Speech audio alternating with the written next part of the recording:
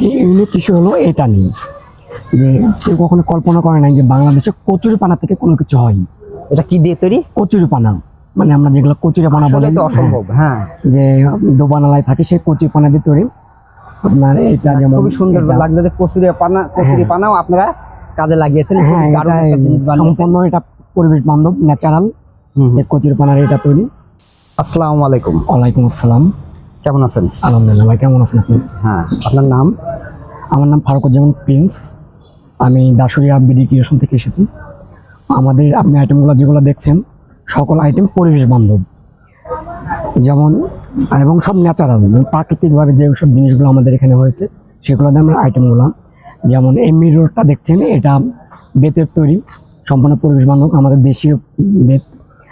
যেমন এই আইটেমটা দেখছেন এটা হলো হোগলা পাতার একটা বাস্কেট। আচ্ছা, তার আগে আপনি এটা যেটা বললেন